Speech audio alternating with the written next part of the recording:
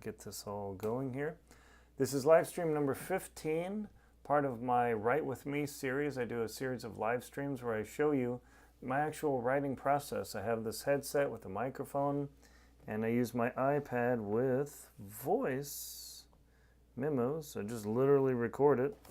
I'm already on chapter 4 of Island Dawn. You can see that there. And I just simply record it and then take the transcript out that the built-in app on the iPhone gives me, or iPad, and voila. Let's see. Okay, switch over accounts. And right now I'm working on a book called Island Dawn at Maui. It features the tropes. Yeah, tropes, that's right.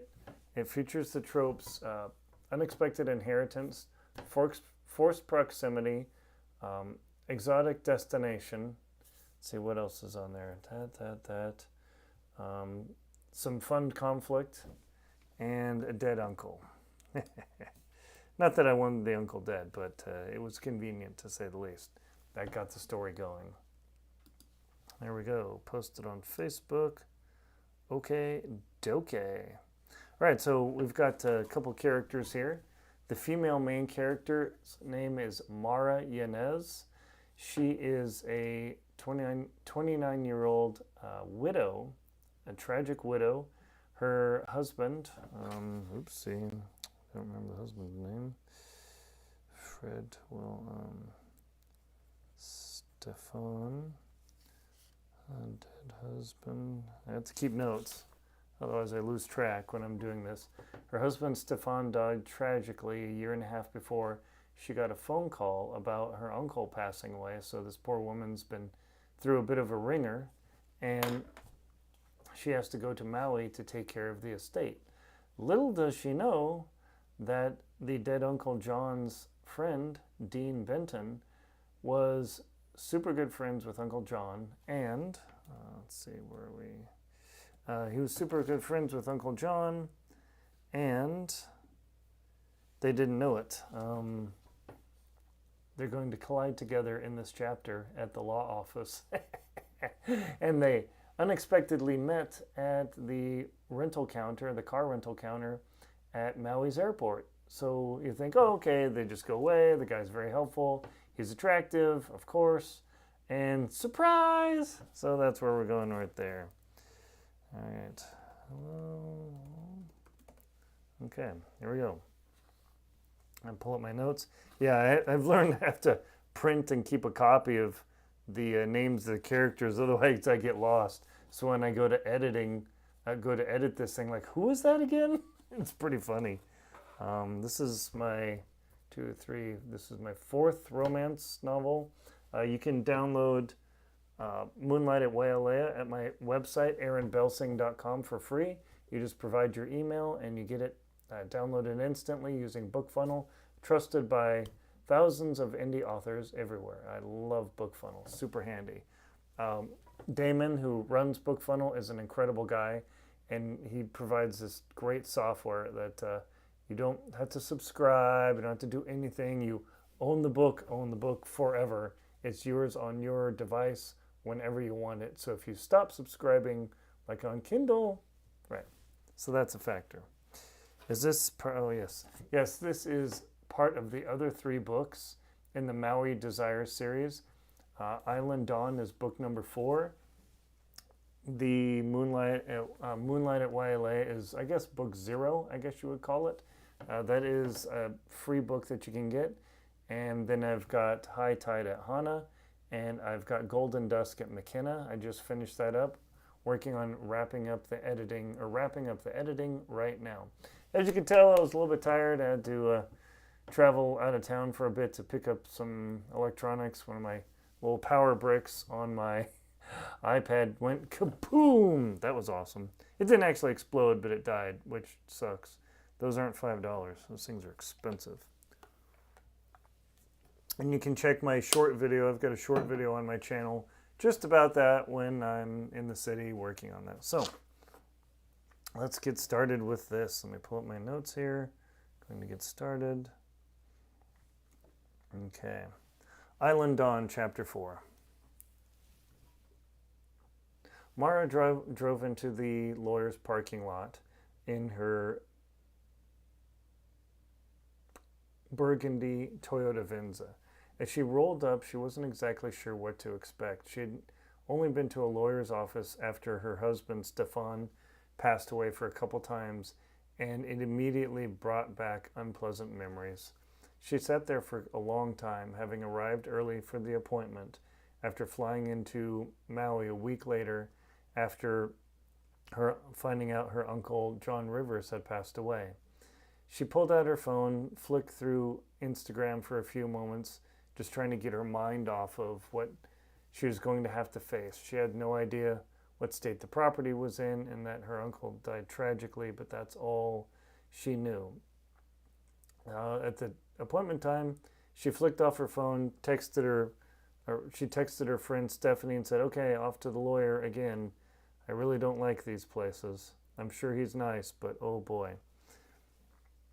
She hopped out of the vehicle and walked into the office. Inside, a pleasant receptionist said, "Oh, pleasure to meet you, Miss Yanez. Please take a seat." Dean, let's see, what was the lawyer's name? David will be available shortly. Ooh, that's not going to work. Mental notes here. Can't have that name. So you're actually seeing the writing process as I'm going along here.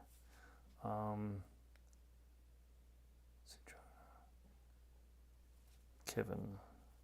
Okay, we're renaming the lawyer Kevin. One of the rules I have in names is you cannot have a name that has the same letter as another character. Mr. Haskins will be available in just a few minutes. As Mara sat there, she looked through the sterile office with the classic tropes and the classic items that you would see in a law office. A couple of degrees and certifications on the wall, a beautiful photograph of Maui at sunset, just as she would expect. She pulled out her phone and began flicking through social media, anxious and unsure of what to do. The assistant noticed this and she mentioned, "Miss Inez, would you like a water?" "Oh, yes, please. Thank you so much. I'm just a bit nervous. I've been through some tough times and lawyers kind of scare me, obviously." She said, "Oh, don't worry. This is Mr. Haskins is super personable. Please don't worry about this." She brought over Mara the water bottle and thanked her and then went back to her station. Mara cracked the bottle open and began sipping on it. Just then, a man walked into the door, and she couldn't see who it was, but he looked awfully familiar. As soon as she heard the voice, she nearly jumped out of her chair. "Hello, I'm Dean Benton. I'm here to see Mr. Kevin Haskins." "Yes, of course." Please take a seat. He'll be with you shortly." Dean turned around and froze. There, sitting on one of the reception chairs, was Mara.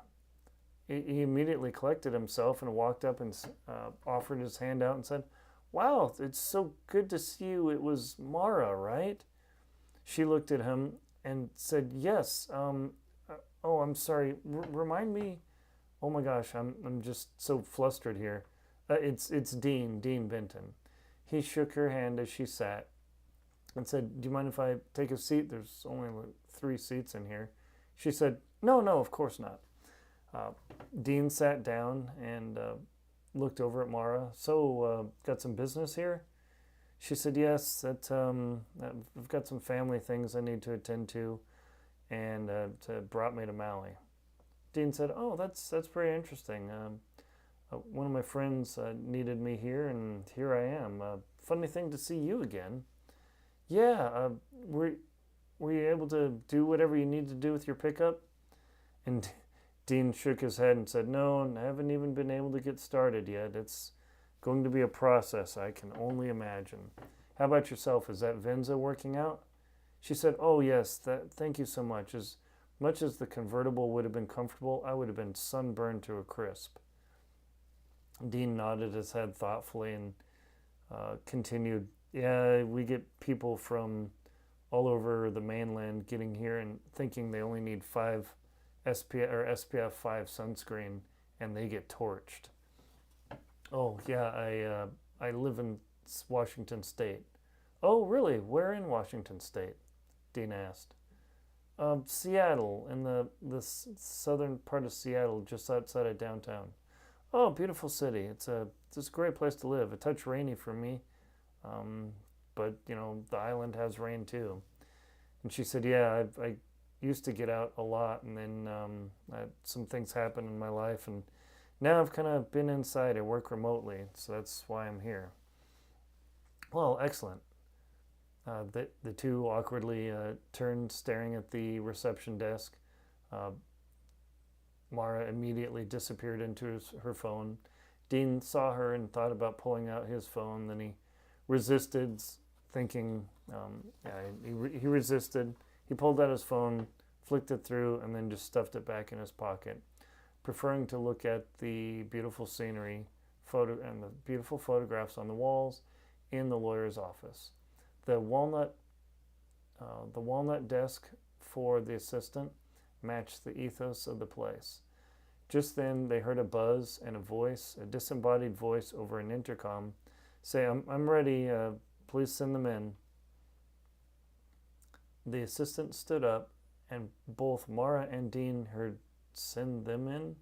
They both looked at each other and cocked their eyebrows, and then the assistant, let's see, what's her name?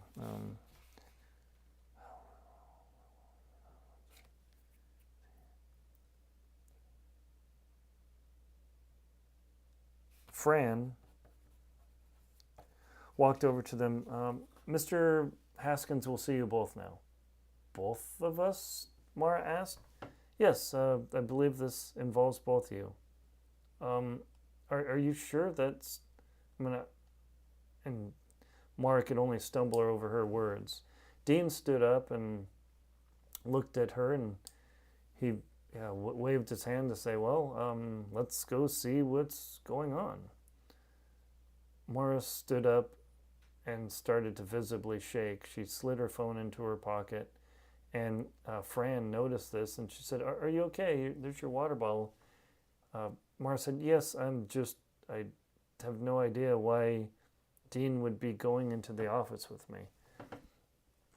Fran said, well, it has something to do with some paperwork. So if you don't mind, please. Fran ushered them both through a cherry wood door with blinds on the windows, and they walked in and saw a massive walnut desk with degrees plastered all over the walls, a bookcase lined with law books, all leather bound, with beautiful foil embossing on the side. In the corner was a tropical plant, although Mara suspected it was probably plastic because it looked like it needed to be dusted. David stood up and said, hello, my name is...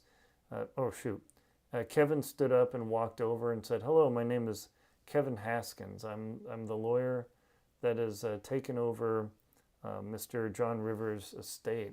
If you please don't mind both sitting down. They both looked tentative and looked at each other, and then walked on opposite sides and sat down in the leather chairs. And Fran walked out the door and walked out the office and closed the door. Well, I see you two might know each other, from what I heard. Mara was unsure what to say, and Dean said, yes, we actually met at the Lihue airport, and I helped Mara with her rental car.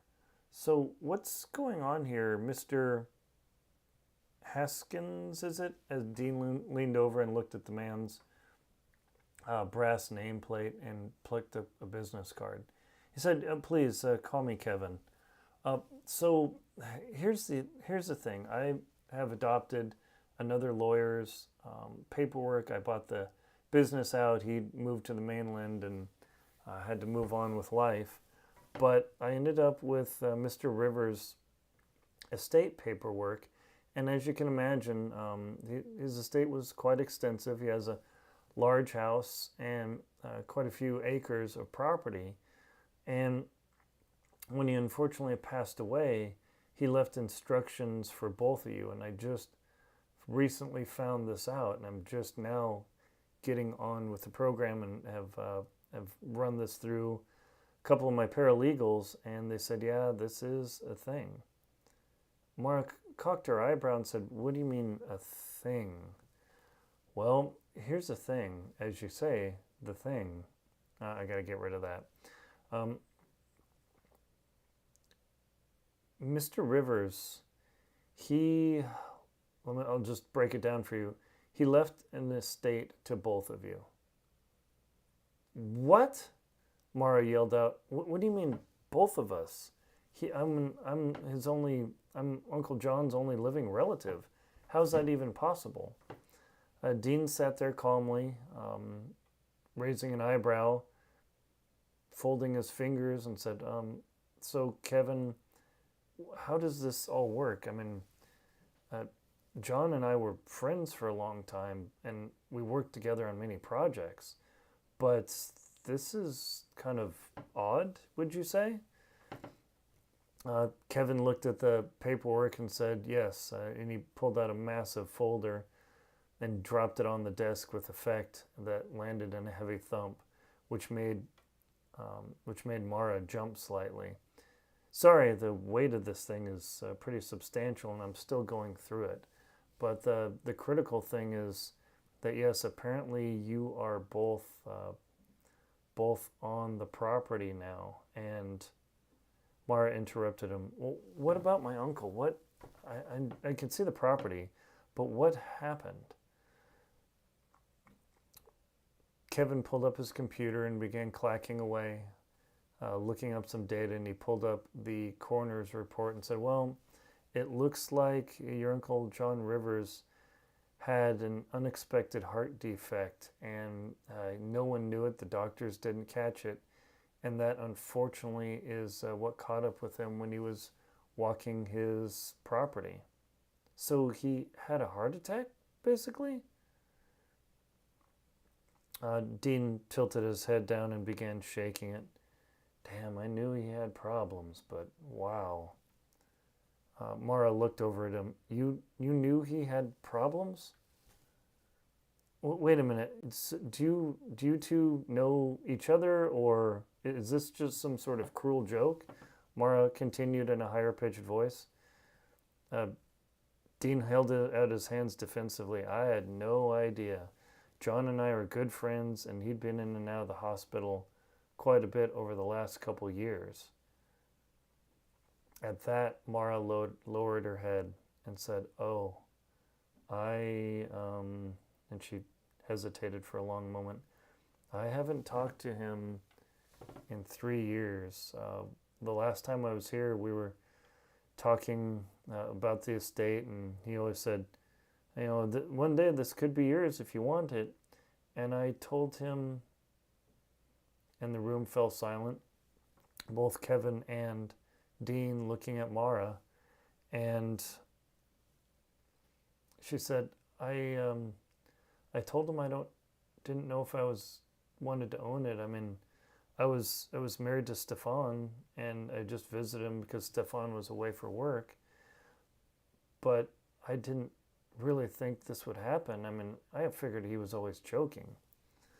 Well, Miss Yanez, here's the thing. You are literally his only living relative. Everyone else on his side of the family is gone. He had no wife, nothing. Well, except this massive property and some other, a few other items. But there's lots of details to work out. As you can see, this is a challenge for all of us, including me. I apologize. I've got several hundred clients I'm going through, so knowing that you two have come here kind of has gotten me on it, and there's some percentage details we need to work out. At that, Dean looked at pulled out his phone, flipped through a document that he had, and he looked up. So I looked it up. Percentage-wise, what are we looking at? Kevin rapidly flipped through the paperwork and came to the page that had the information. Okay, so here's the thing. Here's the detail, is that John left you, Mara, with a certain percentage, and you, Dean, with a certain percentage of this property. Dean breathed in and breathed out and said percentage, as in like some minority, majority share? Yes, you could say that. So what are you saying, Kevin? I'm really struggling here because I can see you're dancing around something. Yes, this is a bit awkward. These moments are always a bit awkward for us lawyers, or attorneys. But John left you, Dean, with 51% of the estate, and at that, Mara called out, "He has 51% of the estate? Are you family?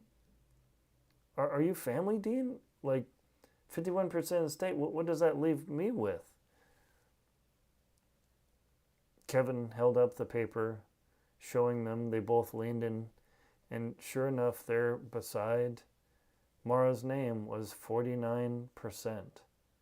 Her jaw gaped open as she sat back. "But I'm family." Well, as I've read through it, Miss Benton, Miss Yanez, that there's some details to be worked out. There's lots of information that you need to read. Mara looked up at the ceiling, the white soundproofing tiles.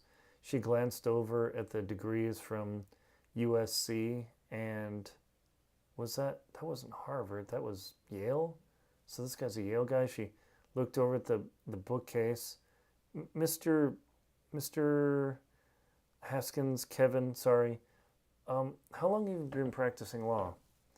Oh, about 20 years. This is not my first time doing these things. They're always awkward. So is this pretty set in stone? I mean, she glanced up and down at Dean, first attracted to him, now completely unsure of herself. I mean, I'm family. Is this actually legal? Kevin nodded his head and said, "Yes, it's quite legal, and you'd be surprised how common this is. So what do we do?" Well, Kevin opened the drawer of his walnut chest desk and pulled out a set of keys. There is a set of keys, and I've taken the liberty of making 2 sets for you since you're both co-owners. And I would recommend going and looking at the property. I have not been able to go look at it, but from what I've been told, it needs a little bit of work. Mara thought for a moment and then said, "Well, I remember things looked a little rough. He was having my uncle was having a bit of struggles." And Dean shook his head. "A little bit of work. Yeah, that would probably be an understatement. He was struggling." Kevin shrugged and looked at both of them and said, "This is part of the deal. We'll begin taking care of the paperwork, and then you two can decide how to dispose of the property. However, there was one very complicated wrinkle." "And more?" Mara said. Dean sat back. "Well, I've done quite a bit of real estate. Kevin, what other wrinkles?" "Well, this is a historic property, and on Hawaii there are laws about this, so it's a little bit more complicated." Kevin began explaining the intricacies of Hawaiian law and the property requirements, and after 5 minutes, Mara just sat there shaking her head. Dean calmly nodded, and after Kevin finished explaining, Dean said, "Well, I've done quite a bit of properties just like this." Mara's head snapped around. "You have worked on historic properties?" He said, "Oh, yes. In fact, I was in San Diego working on one right before I got this phone call." I'm sorry, both of you. This is way too much. I don't even know who to call or talk to." Kevin said, "Well, here's the thing." He offered he held both hands out with both keys. I recommend you to go and just look at the property to orient yourself. There's no particular rush, but as you can imagine, there's a lot to take care of, and if I may recommend, you might want to get things going sooner rather than later. There are expenses that have to be paid. Expenses? Mara said. I live in a one-bedroom apartment with my roommate. She looked over at Dean. He shrugged. That's no surprise. It's a solid property. As I said, please, at your earliest convenience, head out to the property and see what you think. And then we can go from there, okay? If you don't mind, I have another meeting. And just then, they heard the clattering of the outside door opening. And I apologize. I've been going through the paperwork and had to stack this up pretty quick. Mara and Dean rose together. They both shook Kevin's hand and then walked out. Mara leading Dean, and they said goodbye to Fran. Thank you very much. She said, "Okay, best of luck. We'll see you soon." They both walked out into the humidity of the Hawaiian tropics after being in the cool, comfortable, air-conditioned office, and they both stood at the parking lot and stared at each other. And Dean said, "Why don't we go stand in the shade? The parking lot's a little bit toasty." Mara nodded, and they walked over to the shade of a palm tree, wisping around. And he said, "Well, I'm here for a little bit. I've got flexibility. We can go right now if you like. It's not that late in the day. It's probably about a 45-minute drive from here, maybe an hour at most, depending on the road. And we can go from there." Mara said, "Dean, I'm sorry. This is so much. I don't even know what to say. I mean, I got to Google this stuff. I have no clue." Dean smiled. "Totally understandable. So why don't we break for lunch? I've got a few things to take care of. And then we'll punch this up on the map. And how about we meet out there at, say, 3 p.m.? Does that sound okay?" Mara shrugged. "That's as good as anything else. I've got my Airbnb I rented. Hopefully this won't take too long. Otherwise, I'm going to have to get a hotel." Dean nodded and understood and said, "Okay, that sounds good. I'll see you in a bit, and we'll see you at the property, and we'll see how this works." He smiled, shook Mara's hand, and then walked away towards his truck. Mara stood there for a long moment, watching the man walk, looking at his form and shape, thinking, this guy was pretty attractive, but wow, now this is a lot more complicated. Alrighty, 23 minutes in the voice app. Voice memos, alrighty. Okay, that was it, chapter 4. So as you can see, some awkward, challenging times for two people who met each other just a little while before. There they are in the lawyer's office, and surprise! And not only that, the big surprise of Mara, being the family member, is not the majority owner of the property. That makes it fun. So this whole dictation was 23 minutes. Let me copy the dictation. One moment, please. All right, copied. Copy selection. We'll put that into Scrivener. And chapter 4, Scrivener. Pooh! That's a long chapter. Yow. 3,192 words. I'm going to need to break that chapter up. I'm a thriller author, and there's a lot of details I had to put in there. I'm going to find a beat in that chapter and slice it, and it'll be the what? Yeah, that's probably the best point. So that was, what did I say? 23 minutes, 3,192 words of chapter 4 in Island Dawn at Maui, part of my Maui Desire Series, on my romance series, on my pen name, Aaron Belsing, and please check out aaronbelsing.com. You can get the free novel there, and also I write thrillers under my name, Aaron R. Linsdau, and have a bunch of thrillers available for you to enjoy and read, including a free download, Black Ice, where it's the opening characterization of the hero Grant Colson and my Grant Colson series. Thank you very much for watching. I will do a live stream again soon. See, I'm looking at my notes to see if anybody else said something. And let's see, the live stream, yes, and please stop by again. I'll have more videos, and check out my shorts as well.